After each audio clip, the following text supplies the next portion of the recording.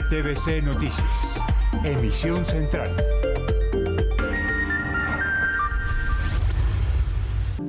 El ELN secuestró en Arauca a 2 personas. Las víctimas son la esposa de un teniente del ejército y su conductor. Ocurrió en la vía Saravena-Arauquita. En el Bajo Baudó, Chocó, denuncian el secuestro de 5 indígenas Orpúa. Además, 68 familias fueron desplazadas. Atención, aprobaron en primer debate en la Comisión Séptima del Senado la reforma pensional. El ministro del Interior anunció sesiones extras. Comandos que hicieron parte de la Operación Esperanza regresaron y contaron detalles de la búsqueda de los 4 hermanos indígenas. Hace 16 días buscan al perro Wilson. 70 hombres siguen el rastro del animal. Desde Alemania, el presidente Gustavo Petro anunció que gestionará un acuerdo para la producción y exportación de hidrógeno verde. En medio de su visita de Estado, el mandatario también habló del aumento del precio de la gasolina en el país. Informe especial, segunda entrega. El misterio de los pilotos desaparecidos. Al menos 22 muchachos se perdieron en las selvas del Cono Sur, al parecer víctimas de red de tráfico. He gritado por todos lados y no los he podido encontrar. Familiares de los pilotos le contaron a RTVC Noticias cómo fue la búsqueda. Se internaron en la selva y estuvieron al borde de la muerte. La Fiscalía anunció que la próxima semana entregará resultados de la investigación sobre la muerte del coronel Oscar Dávila. Se espera el dictamen de medicina legal. ¡Atención! Cargos de la Fiscalía a María Isabel Urrutia por presunta celebración indebida de contratos cuando fue ministra del Deporte. El superintendente financiero pidió a la banca más oportunidades de crédito para pobres. Información desde Cartagena en minutos. En el mundo, 3 días de duelo declaró Grecia por la muerte de al menos 79 migrantes en el naufragio de su embarcación frente a la península del Peloponeso. En deportes, Yopal se alista para el inicio de la Vuelta a Colombia. Los detalles de los preparativos en minutos desde Casanare. En oportunidades, atentos porque hay más de 800 vacantes para ingresar al Cuerpo Oficial de Bomberos. Acá les contamos cómo inscribirse. En cultura, Desamadas es una exposición de acción y reparación simbólica hacia las víctimas de violencia sexual en la guerra colombiana. Les contamos de qué se trata. Buenas noches. Las autoridades, organizaciones sociales y la Iglesia pidieron al ELN liberar a 2 personas que fueron secuestradas en las últimas horas en Arauca. Una de las víctimas es la esposa de un teniente del Ejército Nacional. Los hechos se registraron en la vía que de Saravena conduce a Arauquita. Alexei Castaño los saludó y le preguntó qué dicen las autoridades sobre este hecho. Lo que dicen las autoridades sobre este secuestro es, primero, piden que, por supuesto, el ELN respete la vida de estas 2 personas y lo segundo es que los libere lo más pronto posible. Recordemos que una de las secuestradas es Jennifer Arboleda. Ella es la esposa de un teniente del Ejército de la Fuerza de Tarea Quirón. Precisamente en las últimas horas, ella se desplazó desde Saravena hasta Arauquita, fue al batallón, le entregó una encomienda a su esposo, posteriormente volvió en un vehículo de servicio público hacia Saravena y en medio de la carretera fueron interceptados por estos uniformados. Esto fue lo que dijo el ejército al respecto. En las últimas horas, hombres armados del ELN interceptaron un vehículo de servicio público que se desplazaba en la vía entre Arauquita y Saravena. Según el ejército, secuestraron al conductor del vehículo y una mujer que fue identificada como Jennifer Arboleda Millán, esposa de un teniente del Ejército de la Fuerza de Tarea Quirón. El Ejército Nacional, a través de un comunicado, manifestó: rechazamos categóricamente este acto criminal que viola los derechos humanos e infringe las disposiciones del derecho internacional humanitario.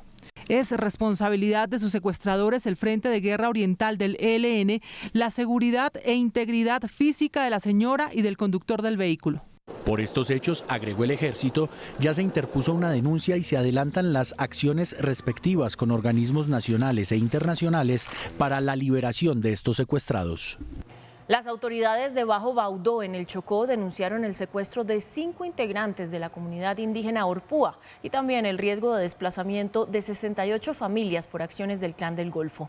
Karina Prado, periodista de Radio Nacional, tiene la información. Los hechos que ocurrieron en el municipio de Bajo Baudó, en el departamento del Chocó, en la comunidad de Orpúa, fueron confirmados por el secretario de Gobierno municipal. Ha indicado el funcionario que la situación es preocupante, pues hombres fuertemente armados llegaron en embarcaciones, dispararon indiscriminadamente contra la comunidad y además se llevaron de manera ilegal 5 personas, entre ellos una mujer. Y llegaron disparando de una vez a la comunidad, pues lo que nos reporta la Armada, que son los del Clan del Golfo, de tal manera pues que no hubo heridos, pero que sí se llevaron 5 personas de allí de la comunidad.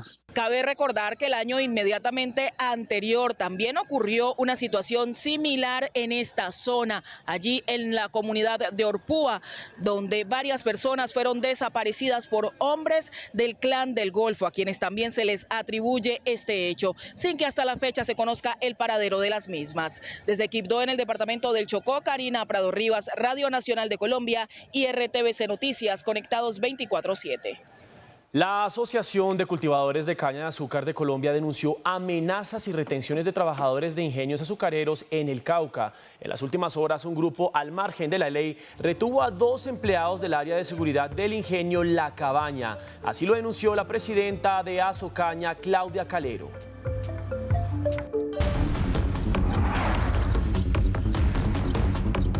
Hoy quedó aprobada en la Comisión Séptima del Senado la reforma pensional en su primer debate. ¿Cuáles fueron los puntos más importantes de la propuesta, Juan Carlos González?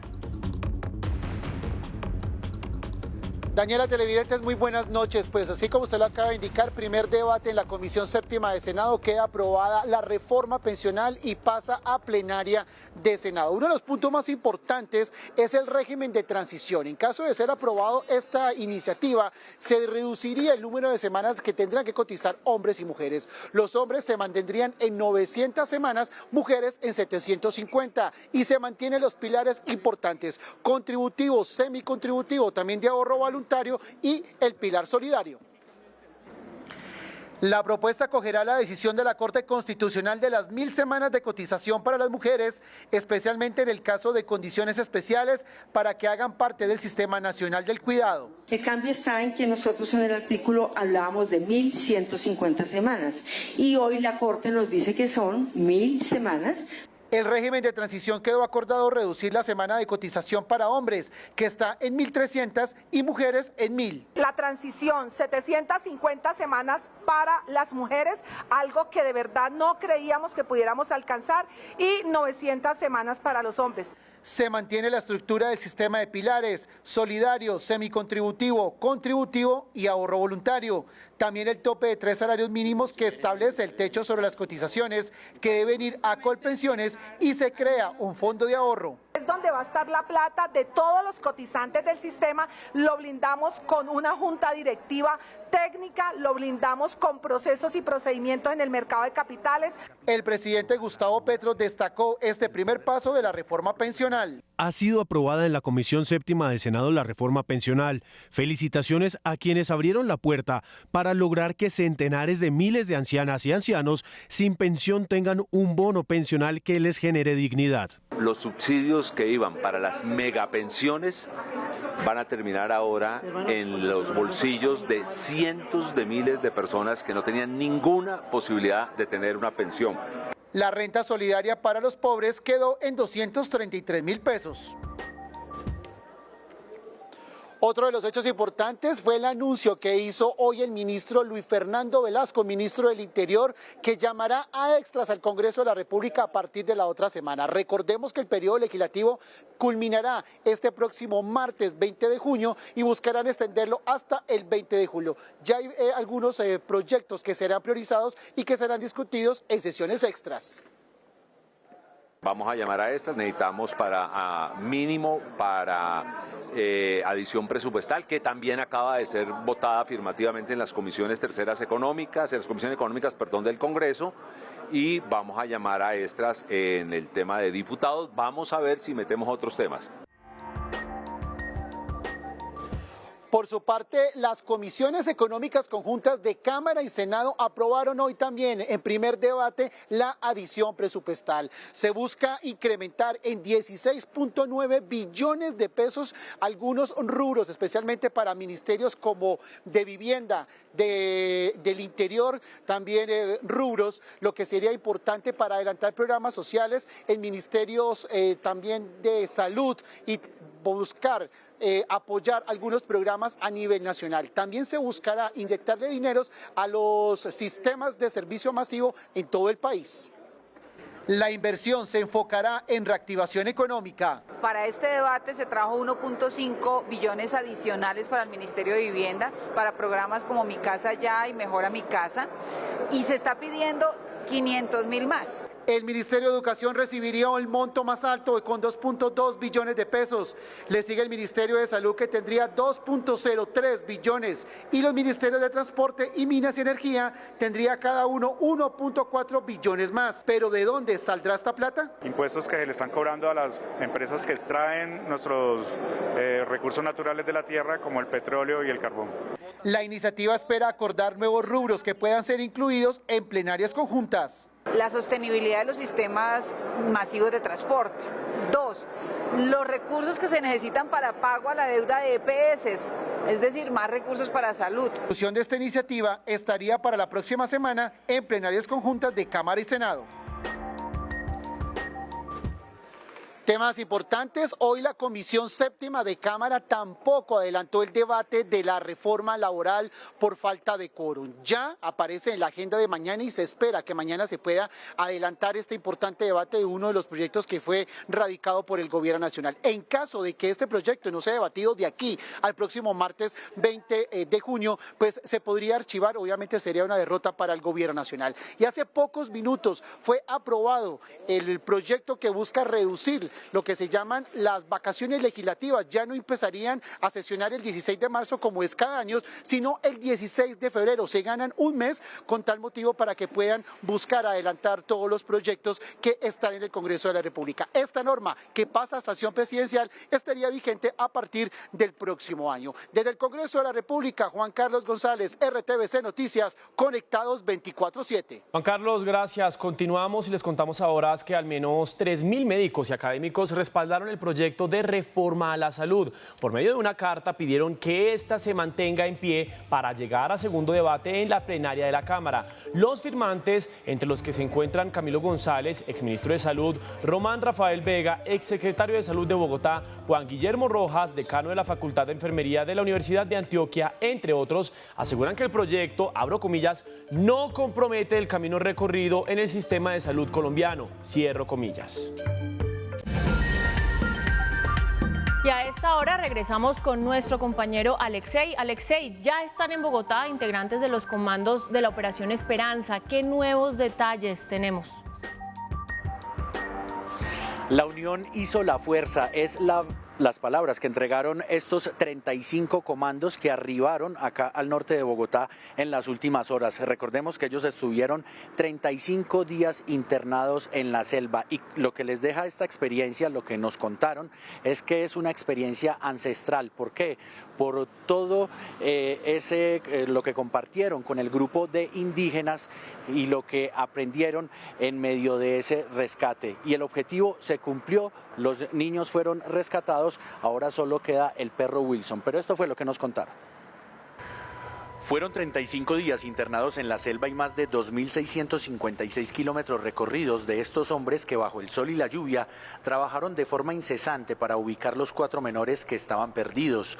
Esta tarde arribaron a Bogotá 35 de estos uniformados que participaron de la Operación Milagro. Un trabajo de hermandad gracias al diálogo, porque todo lo iniciamos fue con el diálogo y la forma de trabajar de ellos. ¿Por qué? Porque al ver que nosotros estamos allá y ellos trabajan de una forma, nosotros trabajamos de otra forma, entonces ¿qué hicimos? Decidimos unir fuerzas, unión. Los comandos contaron que cuando escucharon el radio con la palabra milagro, supieron que todo el esfuerzo valió la pena.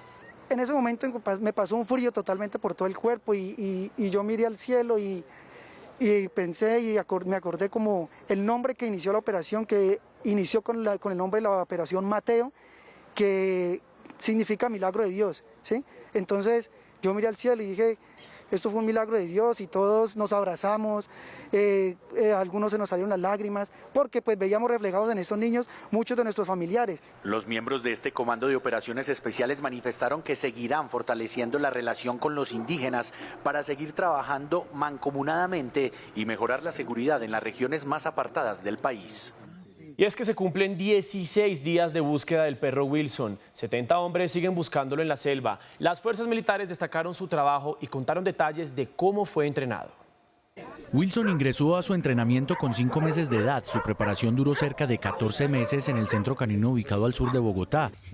De ahí fue trasladado al Comando Conjunto de Operaciones Especiales de las Fuerzas Militares.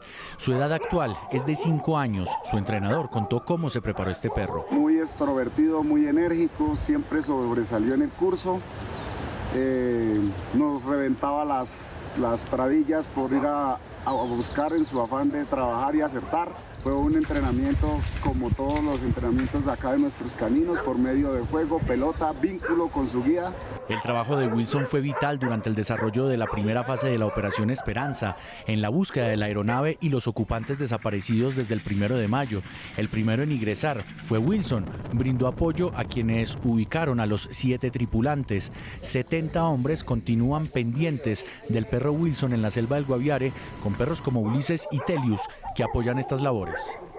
A través de un comunicado, el llamado Frente Carolina Ramírez de las disidencias de las FARC pidió a Manuel Ranoque, padre de los niños rescatados en San José del Guaviare, aclarar sus comentarios, donde los señala de haberlo declarado objetivo militar. El grupo guerrillero dice que ese tipo de señalamientos podrían afectar los acercamientos con el gobierno nacional para una eventual negociación de paz.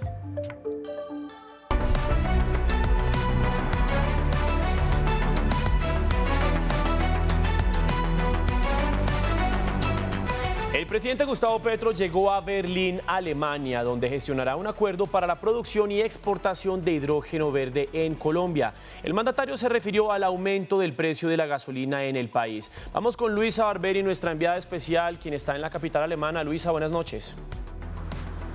Compañeros y televidentes, muy buenas noches. Yo les cuento que el presidente de la República, Gustavo Petro, arribó aquí a Berlín, Alemania, sobre las 6 de la tarde. El mandatario de los colombianos habló sobre la importancia de cambiar el consumo y la producción de los combustibles fósiles por energías limpias y renovables, por lo que dijo que el objetivo que tiene esta visita a este país es firmar un acuerdo para que Colombia se vuelva no solo productor, sino también que exporte hidrógeno verde. Habló de las condiciones que tiene Colombia para generar esta materia y dijo que el proyecto podría costar entre los 5.000 y 6.000 millones de dólares. El primer mandatario aseguró que Colombia tiene, según estudios, el 4º menor precio en el mundo para producir hidrógeno verde con energías limpias del Caribe. El hidrógeno verde es el sustituto del gas natural y puede ser también el sustituto del petróleo y el carbón, dependiendo de la ampliación mundial de esa tecnología. En Europa hay un programa específico para el desarrollo del hidrógeno verde y América del Sur en general tiene las mejores ventajas competitivas por precio, por la gran potencialidad de generación de energías limpias para producir hidrógeno verde en su territorio. El jefe de Estado insistió en la necesidad de reemplazar combustibles fósiles por fuentes de energías limpias y ratificó la necesidad de disminuir el consumo de gasolina. En la administración anterior nos ha producido un hueco fiscal que ya con los cálculos que tenemos hoy se acerca a 50 billones de pesos para fines de este año. Lo que hemos hecho hasta ahora es detener el crecimiento de ese hueco.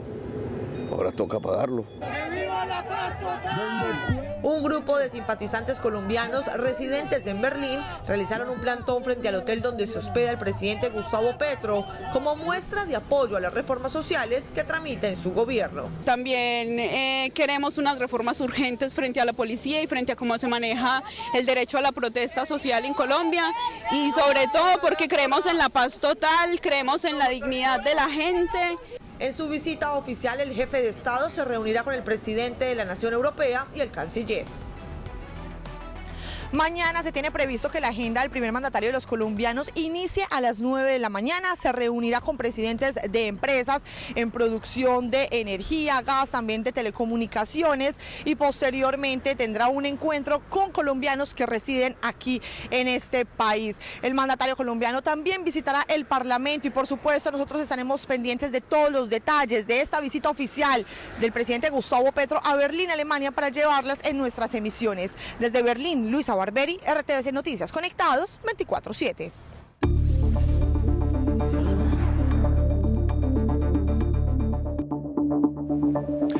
Al menos 22 pilotos colombianos están desaparecidos en las selvas de Ecuador, Perú y Bolivia. Es la primera vez que un trabajo periodístico conecta estos casos y pone en evidencia las aparentes revelaciones que hay. RTVC Noticias habló con las familias de 4 jóvenes y los testimonios tienen hilos comunes. Al parecer fueron reclutados por aparentes redes de crimen transnacional y hoy no se sabe si murieron o están detenidos en alguna parte. En la entrega de hoy, la búsqueda de la familia. Algunos de ellos se internaron en las selvas del sur del continente y enfrentaron toda clase de peligros. Informe especial e investigación en RTVC Noticias.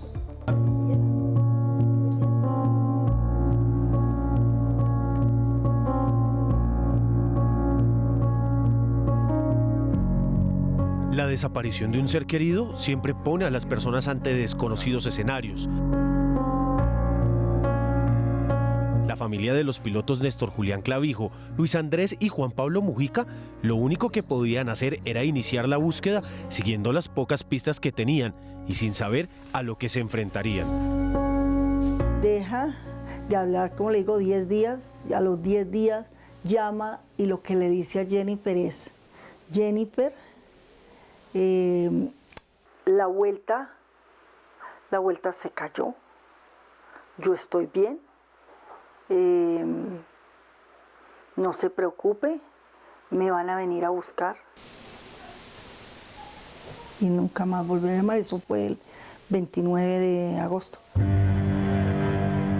Estas palabras, tal vez las últimas que se tenga conocimiento, dijo Néstor, los confrontaba. ¿A qué se refería el joven de 26 años? Empezaron a llamarme: tranquilo, que nosotros ya sabemos dónde está, ya mandamos gente a buscarlo, tranquilo, no sé. Yo llamaba todos los días a unos teléfonos de Bolivia.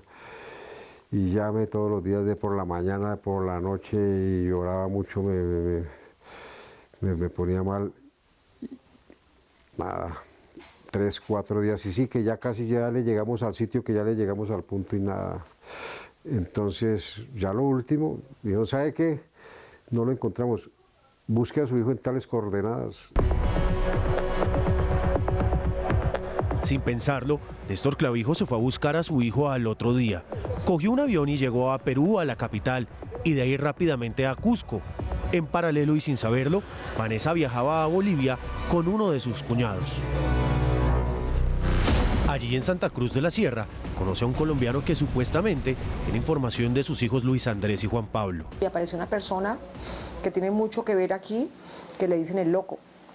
Ese tipo es colombiano, pero él estaba allá en Bolivia y es el que hacía que la gente, los pilotos, pasaran el dinero para acá, para Colombia. Al otro día que no, apareció el señor y dijo que no, que ellos habían despegado, Juan Pablo, que ya le había hecho un vuelo a su hermano a buscarlo, pero que le había botado comida y pilas y cosas así, pero que al otro día él había despegado y que el avión se había estallado, había explotado. Cuando llegaron en la noche, con eso una caja como de helados ahí, yo tengo ahí el video de lo que esto, y decía: el paquete más grande es su hijo y el otro es el amigo. Y se fueron y me dejaron con eso ahí en una habitación, casi me vuelvo loca. Con esta, la noticia de que el avión de Juan Pablo explotó en el aire, Vanessa decidió viajar a Perú a buscar a su hijo Luis Andrés y encontrarse por primera vez con Néstor. Ahí nos encontramos en Cusco, Perú, y viajamos al Brain, que es el sitio donde dan las coordenadas hacia adentro, hacia la cordillera Vilcabamba. Pero Cuando se llega allá hay que pedir autorización a todas esas comunidades indígenas para entrar, y yo no sabía. Hasta un sitio llega uno en carro y en chalupa, otra vez carro y en chalupa, o sea, por el río, y de ahí para allá son como 4 o 5 días a pie donde están las coordenadas. Nos acogió una señora que es como que la que mandaba allá, ¿sí? Le dicen la reina, no sé, un mundo como muy pesado. Era un lugar, se llama la zona del Brey, que es una zona terrible, es un narcotráfico, las calles todas son de hojas de coca, todo, los indios todos pisando esa cuestión por todo lado y lado, y nosotros escondidos en una cabaña ahí, sin poder salir casi nada, solo llorando y sufriendo y tratando de que hasta cuando esta señora viniera y nos recogiera para llevarnos a la selva a buscar, yo empacinada que me iba a meter a la selva como fuera a buscar mis hijos. Vanessa aún recuerda con claridad el relato frío de alias La Reina, una de las últimas personas que los vio con vida minutos antes de su desaparición. Es que bajaron, no sé, la mercancía, no sé cómo fue la cuestión, hicieron el intercambio y de una salieron, que Néstor, Julián estaba nervioso, que mi hijo le dijo tranquilo y los otros tranquilo muchacho, que no sé qué, y ahí arrancaron. Cuando al ratico, como a los 20 minutos, La Reina me cuenta que llamó por el radio mi hijo y dijo, nos accidentamos, nos caímos, pero estamos bien. Ahí ella envía a los guías de ella, a la gente que trabaja para ella, a recogerlo de ella, no sé cómo es, y llega al lugar ese que duró 15 días andando ellos, ir y volver 15 días a donde estaba el avión. Ellos dicen y me muestran el avión, la llave del avión, y dicen que ellos ya no estaban ahí. Esa información, que no es exacta y puede ser falsa, no los desanimó. Néstor, acompañado por el cuñado de Vanessa, emprendió por su cuenta durante más de un mes la búsqueda de los jóvenes selva adentro. He caminado horas y horas y horas buscando a los muchachos. He gritado por todos lados y no los he podido encontrar.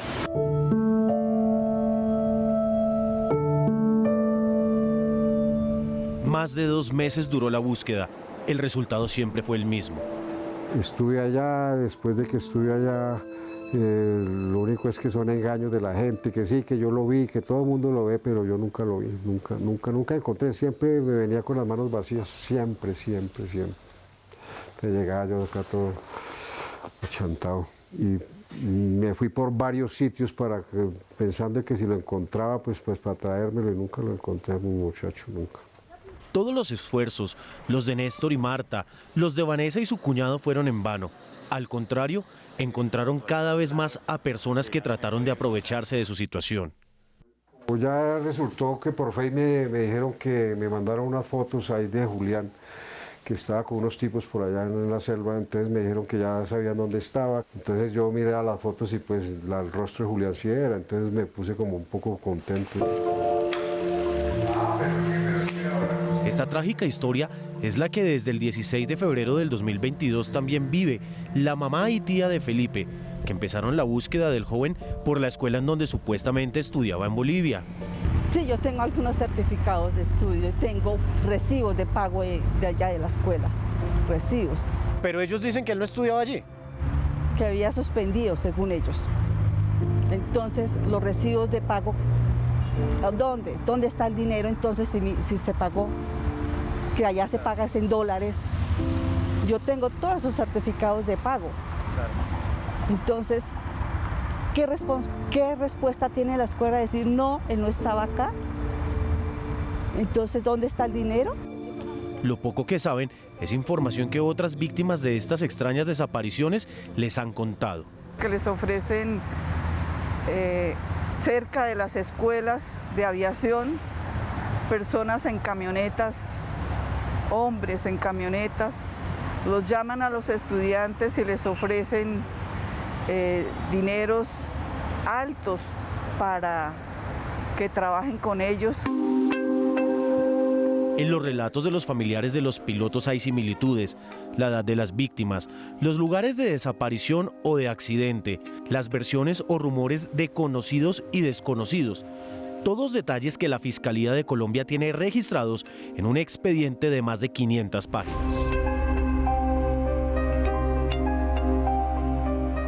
Esta investigación periodística le tomó a Juan Carlos Giraldo, reportero judicial de RTVC Noticias, cerca de un año de consulta de expedientes y también de búsqueda de las familias. Mañana, en la última entrega, les contaremos qué ha dicho la justicia cuando las víctimas han denunciado. Vamos con más noticias.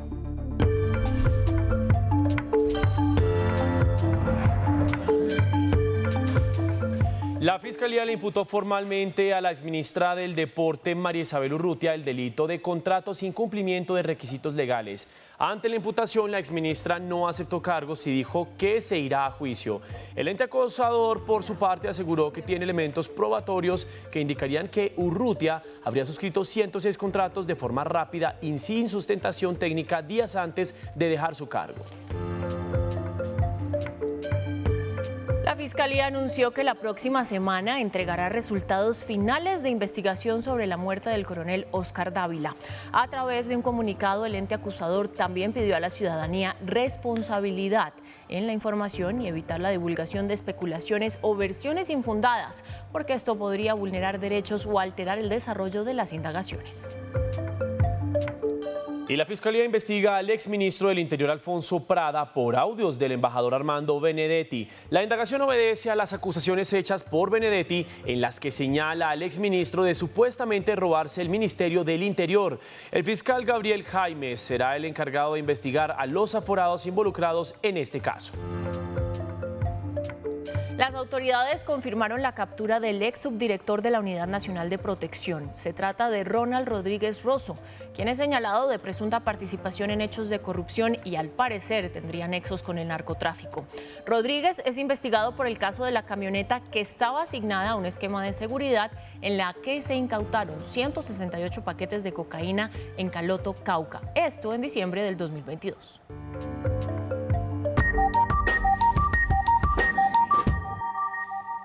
El robo de varios elementos en una sede de hinchas de un equipo de fútbol en Cali ocasionó indignación y una serie de hechos de violencia.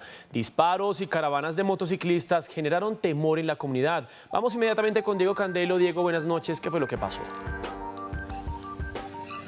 Hola Mateo, televidentes, buenas noches. Pues mire, se trata del robo de unos trapos, es así literalmente como lo han descrito las autoridades. Pues se supone que una serie de personas, al menos 11, entraron en una vivienda que funciona como sede de unos hinchas del América de Cali, hurtan algunos elementos, pero además amordazan a una persona.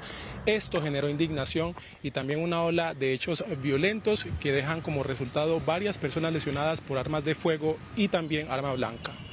El robo de unos trapos a la popular Casa Roja de hinchas del América de Cali desencadenó en alteraciones del orden público en la capital vallecaucana, en los que varias personas resultaron lesionadas. Como ustedes refieren, personas lesionadas por arma de fuego, tenemos una persona lesionada en el abdomen por arma blanca, han hecho disparos contra algunas viviendas, han generado algunas caravanas ilegales en la ciudad. El más reciente hecho se produjo en inmediaciones a la avenida Circunvalar Occidente de Cali, donde más de 100 disparos rompieron con la tranquilidad del sector por varios minutos. Desde el mismo momento de los hechos se inició un trabajo articulado con el Ministerio del Interior, con la Federación de Fútbol, donde venimos ya tomando unas decisiones y hemos venido trabajando con la Fiscalía también, porque obviamente se vienen realizando esas investigaciones a raíz de todo lo que ha ocurrido. La alcaldía ofreció una recompensa de 20 millones de pesos por información que permita la identificación de los responsables. Asimismo, aseguraron que ya identificaron a 11 sujetos que habrían irrumpido en la Casa Roja y que luego de amordazar a una persona hurtaron varios elementos. La Defensoría del Pueblo Regional Antioquia denunció que en los últimos días 8 menores de edad fueron reclutados en los municipios de Remedios y Segovia. Más en Panorama Nacional. Por violencia contra un funcionario público capturaron a un hombre que lesionó a un policía. El uniformado reaccionó y también lesionó a esta persona en una pierna. La comunidad reaccionó en contra del policía, pero el procedimiento terminó dejando a este hombre a disposición de la justicia. 25 años de prisión por tentativa de feminicidio pagará Jorge Luis Quintero Ortega, a quien un juez encontró responsable de agredir a su expareja, una mujer de 17 años. La mujer quedó tetrapléjica por las heridas. Los hechos ocurrieron en el barrio Dangond de Bucaramanga el 27 de agosto de 2022. A un salvadoreño le imputarán cargos por explotación sexual comercial de niños, niñas y adolescentes. Según la investigación, el hombre habría pagado por servicios sexuales a 2 menores de edad. La cárcel de mediana seguridad, La Blanca de Manizales, tiene de manera oficial su emisora interna que se llamará Voces de Libertad, un espacio de formación, información y entretenimiento para los privados de la libertad. El estudio del Reuters Institute publicado hoy y que mide la relación de las audiencias con los medios de comunicación, entre otros temas, volvió a ubicar a Señal Colombia y el informativo de este canal RTVC Noticias en un lugar destacado. Ocupamos por segundo año consecutivo el segundo puesto en Colombia en el índice de confianza. Por eso, desde los medios públicos ratificamos el compromiso con el servicio de informar con imparcialidad y con espacio para todas las voces.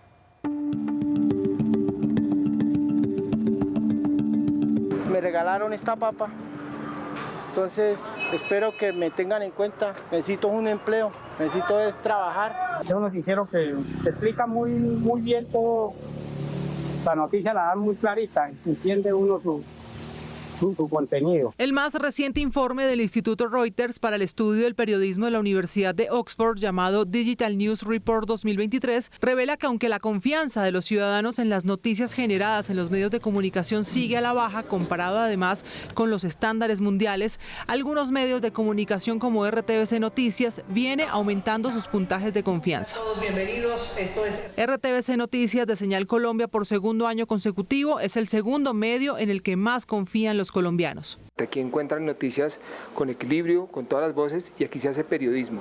Eso también es lo que mide el ranking de confianza que se conoció hoy. Este estudio de la Universidad de Oxford sobre la confianza en los medios de comunicación en Colombia también resalta que los temas sobre la polarización política y la difusión de información falsa es lo que más preocupa a los ciudadanos en el país. El estudio también plantea que redes sociales como YouTube y TikTok capturan cada vez más usuarios queriendo ver noticias, en su mayoría gente joven.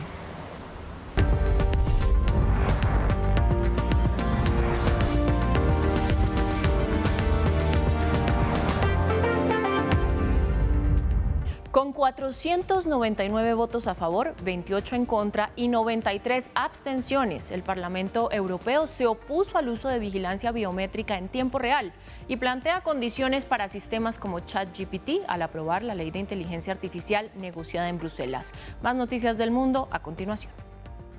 Costas de la península del Peloponeso en el sur de Grecia son por el momento espacio del conteo de fallecidos, casi 80, y de más de un centenar de rescatados del naufragio de una embarcación que, según autoridades, se hundió en aguas internacionales a 47 millas náuticas de playas griegas. Situación similar a la que afrontan autoridades nigerianas, donde al menos 106 personas murieron luego del naufragio de un barco que transportaba unos 250 pasajeros. Muchos regresaban de una boda y que se volcó en el río de Kwara.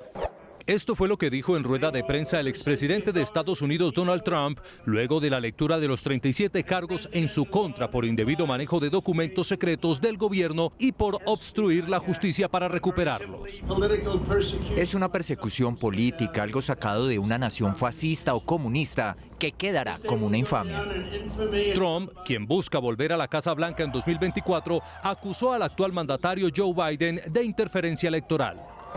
Un tiroteo en un campo de disparo del ejército de Japón dejó 2 soldados muertos y 1 herido, luego de que un recluta les disparara, según datos entregados por la Fuerza Terrestre de Autodefensa. El presunto agresor es un joven de 18 años y fue detenido.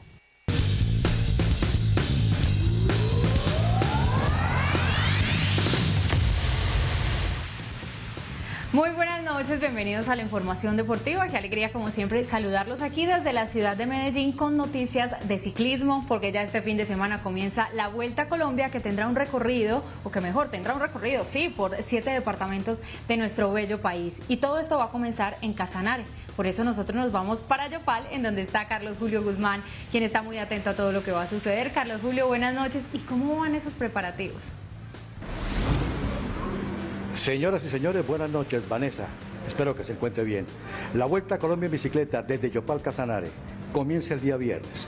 Les presento rápidamente a los protagonistas. El actual campeón, Fabio Duarte, gracias por su atención. Bienvenido a RTVC Noticias.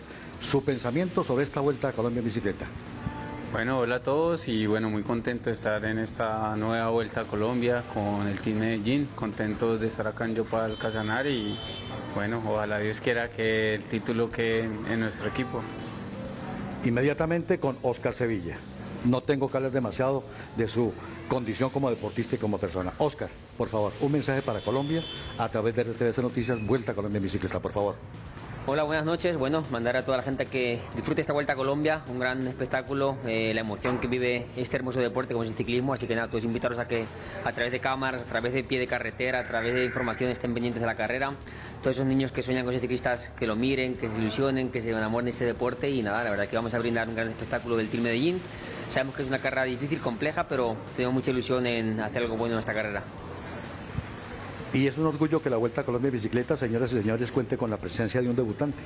Eso es Miguel Ángel López, Superman. Permiso, me llevo que hizo por acá. Bienvenido, Miguel Ángel, gracias por su tiempo. ¿Y qué expectativa le genera su presencia en la Vuelta a Colombia, Miguel Ángel? Gracias por su tiempo. Hola, buenas noches a todos. Bien, ¿no? Yo creo que llegamos motivados, ¿no? Primero que todo, venimos con un muy buen equipo, con hombres de mucha experiencia, con Oscar, con Fabio, con Aldemar. Yo creo que son grandes corredores y los demás que no los nombro porque, bueno, ya todo el mundo conoce nuestro gran equipo, el gran potencial que tiene Team Medellín, el calendario que hemos hecho, cómo van surgiendo los resultados, porque yo creo que hemos hecho una gran temporada y bueno, voy a debutar la Vuelta a Colombia, ¿no? Es la primera vez que voy a hacer una Vuelta a Colombia y todos dicen que el nivel es muy alto, que se corre diferente, pero bueno, yo creo que confío en los compañeros, en el gran equipo que tengo, como te digo, y vamos a hacerlo muy bien. Gracias, campeones. Señoras y señores, aquí en RTVC Noticias, todos los días, lo mejor, como siempre, el espectáculo que nos brindan estos deportistas de élite de Colombia. Vanessa, usted en la capital colombiana, gracias y muy buenas noches.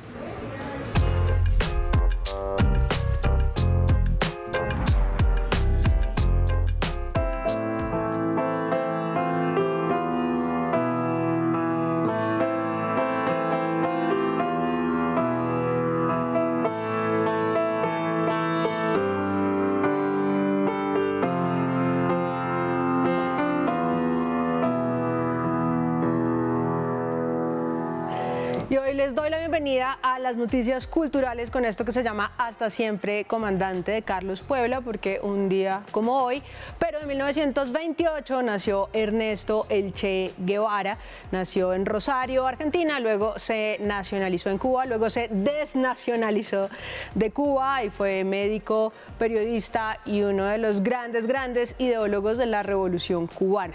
También les cuento que hay una exposición muy dura que narra testimonios de personas que fueron víctimas de violencia sexual. De eso nos va a contar Juan Sebastián Ramírez, Lord Cultura.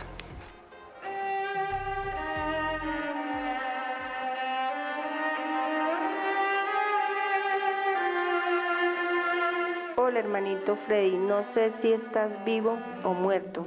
Sé que cuando tenía 10 años sentí mucho daño, fui violada y nadie me defendió. Sentí que quería morir, nadie me ayudó. Arte y reparación, un acto ceremonial donde 35 víctimas del conflicto escriben sobre piedra la crueldad de la guerra. Uno de 10 años uno no iba a entender, o sea, uno miraba era guerra, muerte por todos lados, no iba a entender porque, y más que uno haya sido violado, ¿a quién le va a contar?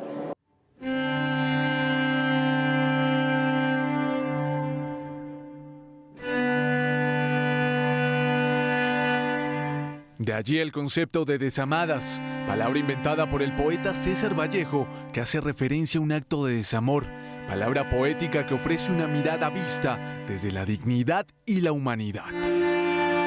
Pero uno de ver, ya que uno no está callando y está hablando, uno dice, bueno, lo están aunque sea escuchando.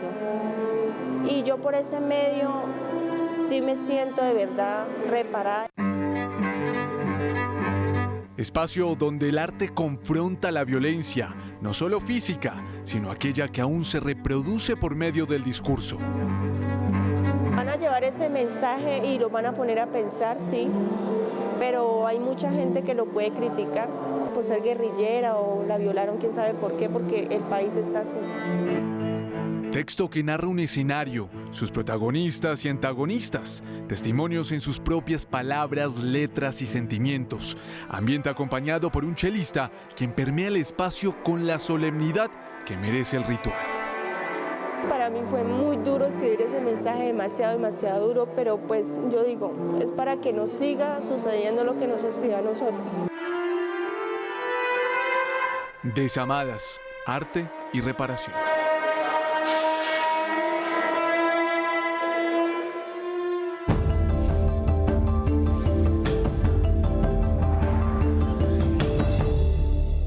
En la primera jornada de la convención bancaria, el superintendente financiero criticó que los microcréditos solo representan el 1,9% del total de los créditos en el país. Vamos con Laura Rodríguez. Laura, muy buenas noches. ¿Qué otros detalles se dieron hoy en ese evento? Mateo, muy buenas noches para usted y para todos los televidentes. Sí, pues el superintendente financiero indicó que según el panorama que tiene, la economía colombiana crecerá lentamente en los próximos años. Sin embargo, esto puede cambiar si hay más financiamiento para la inversión que para el consumo. Por su parte, el gerente general del Banco de la República mencionó que aunque la inflación ha bajado en los últimos meses, los precios de los alimentos continúan altos.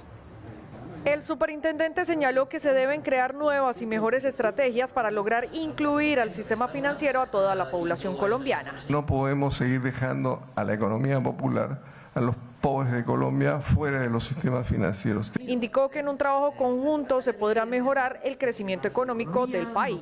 Y nosotros seguimos creciendo al 3-4% por año, y cuando pasa 3-4% nos damos felicitaciones en las espaldas, nos damos palmaditas en la espalda y nos decimos qué chévere, hemos crecido al 3%. Eso es realmente mediocre. Por su parte, el gerente general del Banco de la República advirtió que aunque los precios de los alimentos presentaron reducciones en abril y mayo, la inflación anual sigue jalonada al alza por este rubro. Esto ilustra que a pesar de la corrección reciente a la baja, los precios relativos de los alimentos se encuentran todavía a niveles extraordinariamente altos y que las presiones inflacionarias sobre la canasta familiar que se acumularon en ese frente fueron muy fuertes, afectando de manera especialmente crítica a los sectores sociales más vulnerables. Finalmente señaló que la tasa de informalidad y de desempleo siguen siendo muy altas en el país. El ministro de Hacienda, Ricardo Bonilla, hoy presentó el marco fiscal de mediano plazo que actualiza las proyecciones económicas. El gobierno espera cerrar el déficit fiscal del Fondo de Estabilización de Precios de los Combustibles el próximo año y no en 2025 como antes lo habían previsto. Además, proyecta que la inflación cerrará este año en 9,2% y estiman que el crecimiento económico será de 1,8%. Por otra parte, el presidente de la Asociación Colombiana de Petróleo y Gas, Francisco Lloreda, presentó su renuncia. Esta será efectiva el próximo 15 de agosto, cuando cumple 9 años al frente de la asociación. Según mencionó, se retira por motivos personales. Desde Cartagena, Laura Rodríguez, RTC Noticias, conectados 24/7.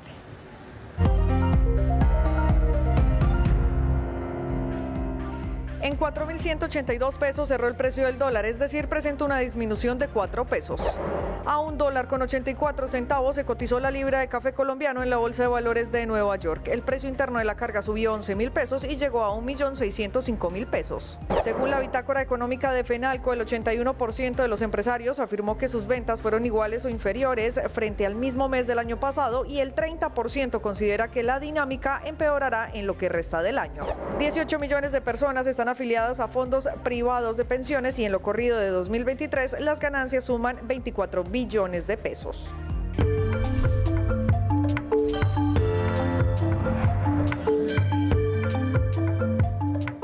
La Corte Constitucional no tumbó la despenalización del aborto hasta la semana 24. Cabe aclarar que el fallo del Alto Tribunal se refirió al caso de una mujer indígena a la que su cabildo no le permitió abortar. No es cierto que la Corte haya reversado su decisión sobre el aborto. El reciente fallo se refiere al caso de una mujer indígena en cuya comunidad no aceptaron que se practicara uno. La sentencia T-158-2023 es problemática, pues entra en contradicción con otras sentencias de la misma Corte que garantiza el acceso al aborto. Lo grave es que se pueda utilizar para impedir y obstaculizar la interrupción voluntaria del embarazo. Es la decisión de una sala de revisión. Estas salas están conformadas por 3 magistrados y sus decisiones solo aplican para las partes implicadas. Si bien es cierto, la sentencia de 2022 exhortó al Congreso de la República y al Gobierno Nacional para que en el menor tiempo posible formulen e implementen una política integral, esto se hará sin perjuicio del cumplimiento inmediato de la sentencia. Por el momento el alto tribunal no se ha pronunciado al respecto, pues esta providencia se encuentra en etapas procesales en curso, así como su solicitud de aclaración. En Corferias, la ministra Susana Muhammad inauguró la 8ª Feria Internacional del Medio Ambiente e invitó a las comunidades indígenas, étnicas, educadores y estudiantiles a presentar los proyectos en pro de preservar la naturaleza en Colombia y el mundo. La feria va hasta el 16 de junio. Contará con una agenda académica en la que participarán más de 20 líderes y expertos en asuntos que tienen que ver con la sostenibilidad y también contará con más de 60 expositores y espera recibir a cerca de 9.000 visitantes nacionales e internacionales que con sus proyectos impulsan el crecimiento sostenible del país. La Fiscalía judicializó a 4 personas que habrían golpeado, torturado y causado la muerte a un privado de la libertad en una URI de Bogotá. Más hechos del día en un minuto.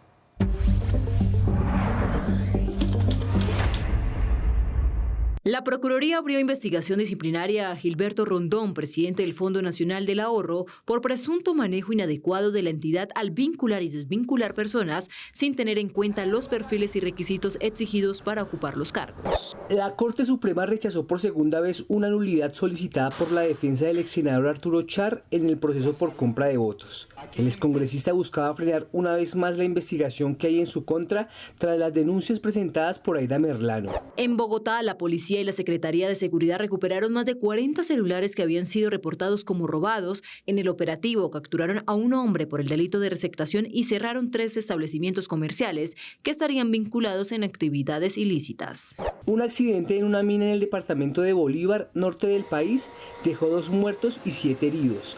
Las autoridades anunciaron la realización de una inspección a la zona y aseguran que la inhalación de gases fue la causante de la tragedia. Los lesionados permanecen internados en un centro asistencial.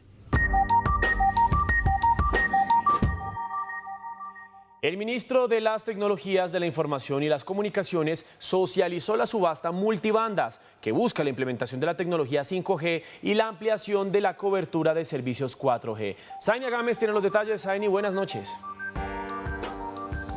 Mateo, muy buenas noches. Esta subasta tendrá un cronograma que iniciará el 1 de agosto y terminará el 20 de diciembre, por lo que se espera que la tecnología 5G empiece a funcionar en Colombia el próximo año.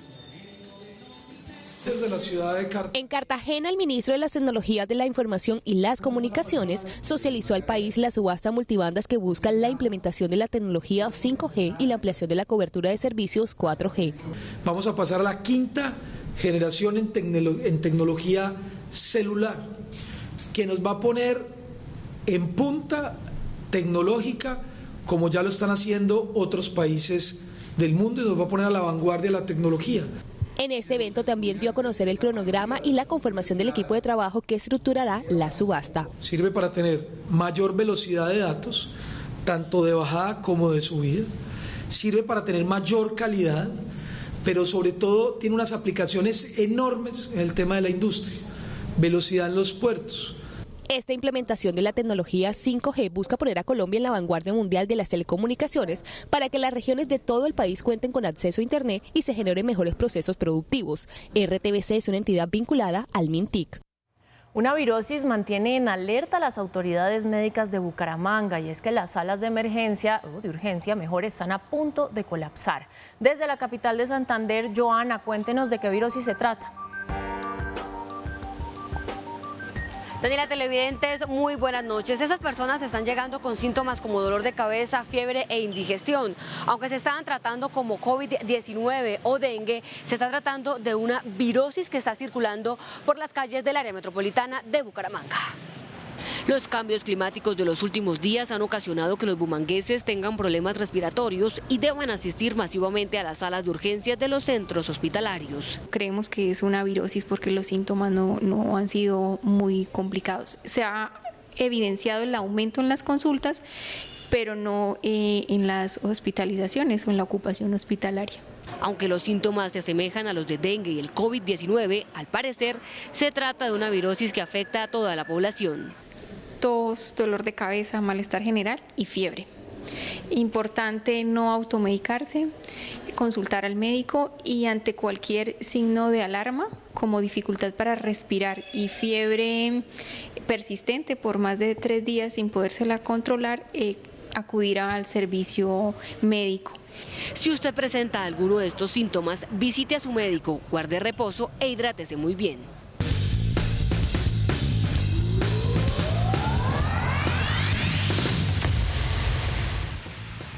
Seguimos con más información deportiva. Es momento de hablar de la selección Colombia que continúa en España, preparándose para el partido amistoso que tendrá este viernes ante la selección de Irak. Hoy habló en conferencia de prensa ante los medios Jefferson Lerma, un jugador que podría ser titular en el equipo del profesor Néstor Lorenzo y quien acaba de firmar con el Crystal Palace.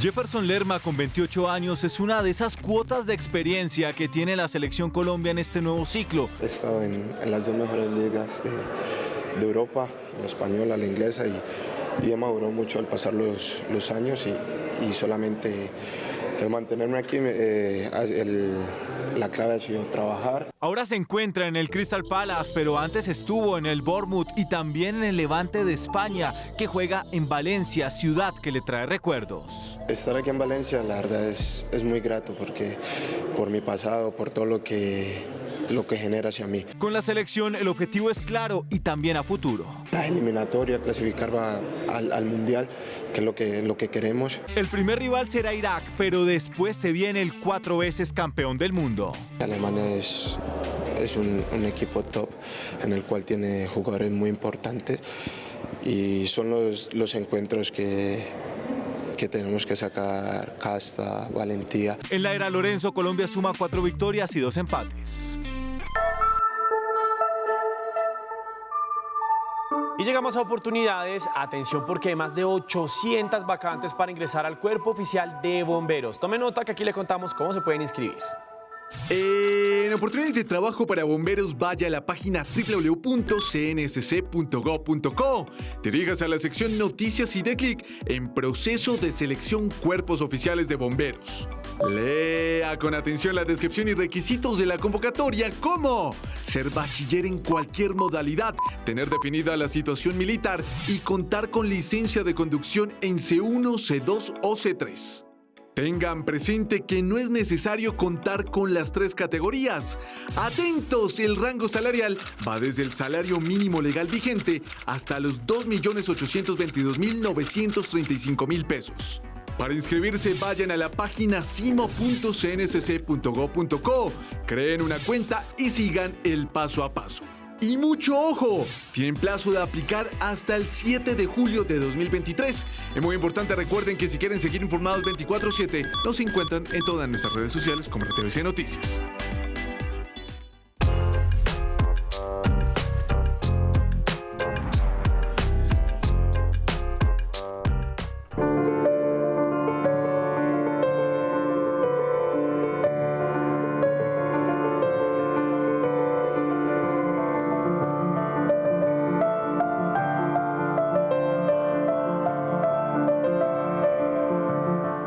Dicen Silvio Rodríguez y de una piensa en revolución, política, socialismo y Cuba. Claro, también en sus protagonistas, Fidel Castro, el Che Guevara y Abel Santamaría. Y es que no es para menos, ya hemos dicho en este mismo piano que lo primero que se contagia de nuevos ideales es el arte y que cuando se trata de revolución es más efectivo cantarla que repetirla en discursos. Hay unas en las que todo es muy claro, por ejemplo, el necio que le hizo a Fidel cuando apareció la revolución a la revolución, un corazón que le hizo al Che Guevara. En cualquier selva del mundo, en cualquier calle. Y Canción del Elegido, que le hizo a Abel Santamaría cuando lo torturaron y lo asesinaron. Y al fin bajó hacia la guerra, perdón, quise decir a la tierra. Pero hay otras en las que no es tan claro y uno no entiende nada, o mejor dicho, entiende tantas cosas que al final no sabe cuál de esas que entendió son correctas. Es el caso de Ojalá.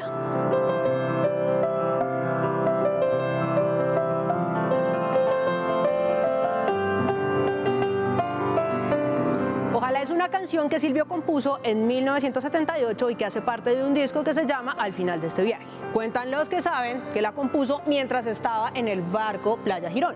En este caso estamos hablando de un barco pesquero que navegaba por la costa africana en el que trabajó Silvio. Pero Playa Girón también es un lugar, por supuesto, y una canción de otro disco que se llama Días y Flores.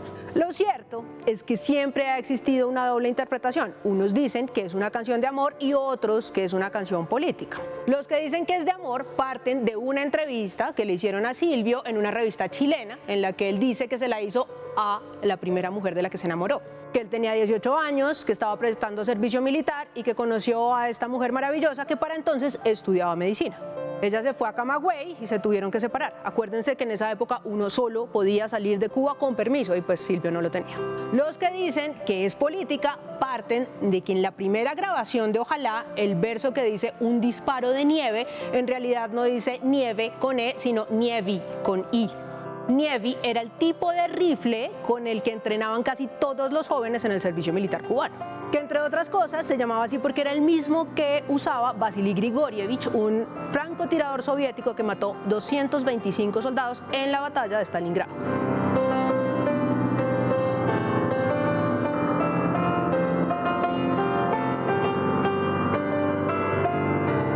Ahora, ¿cuál de las interpretaciones es la cierta? Yo me quedo con la canción de amor. Si lo dijo el mismo Silvio en una entrevista es porque así es. Sin embargo, también es cierto que en la primera grabación yo entiendo un disparo de nieve. Un disparo de nieve, de nieve, de nieve. Y partiendo de que Silvio siempre ha sido un rebelde insurrecto y revolucionario, podría llegar a creer que sí escribió una canción de amor, pero le puso su cascarita política escondida. Yo soy Laura Galindo M y esto es un cuento para contar de Señal Clásica y RTVC Noticias.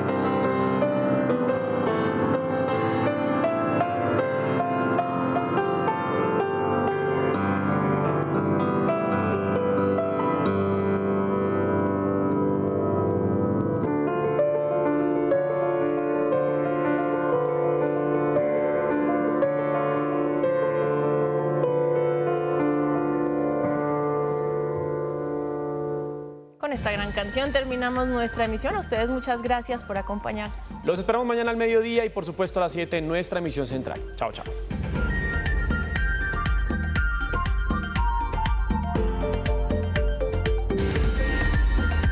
RTVC Noticias, emisión central.